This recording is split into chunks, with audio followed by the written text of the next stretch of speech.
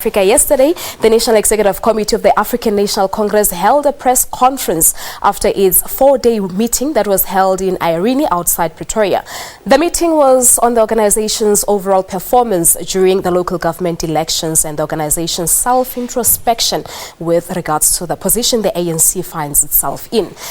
ANC Secretary General Gwede Mantashe said the NEC takes collective responsibility and decided not to put a blame on one person.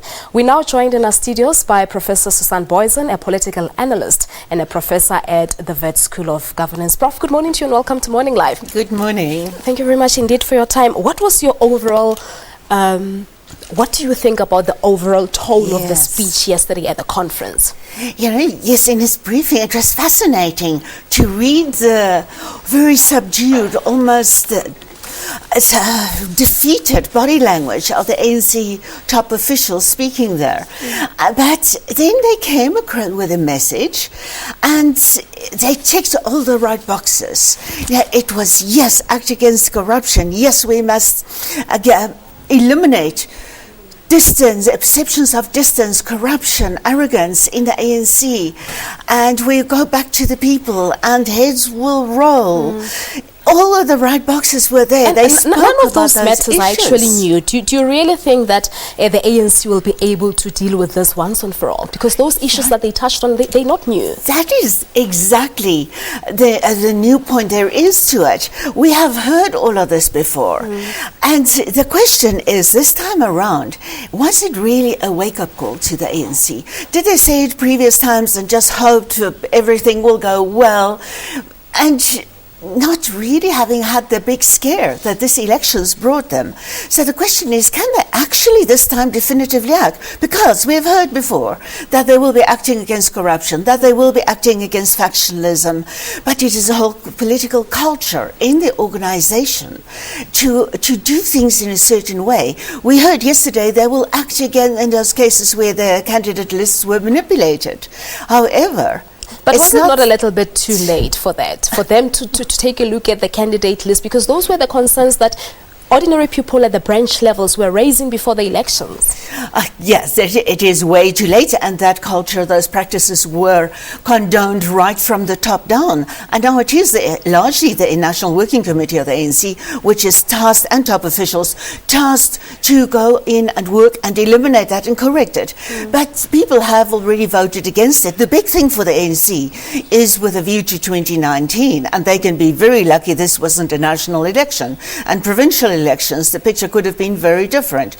Can they, with a view to 2019, persuade people that now they are serious and this time around things can be more definitive? In the statement, very interesting, we also see the dual role that the ANC comes across with. On the one hand, it is a political party, on the other hand, it made statements that really are like government statements. And besides that, the other big thing is the president. We've seen in a run-up to yesterday's briefing big legitimation of the narrative that collective responsibility. The remainders of COSATU came out with that message. Collective responsibility on the one hand could mean, yes, don't blame Gauteng. On the other hand, it also meant that we do not single out, we the ANC there, do not single out the president. Whereas every ANC also recognizes that the president and reactions against the Kandla related issues were definitely an issue in voters' minds. Yeah, and the SG went on to say that they will actually not go into war to govern, especially that they would not have a problem to sit on opposition benches. What does it mean, especially with regards to the coalition talks?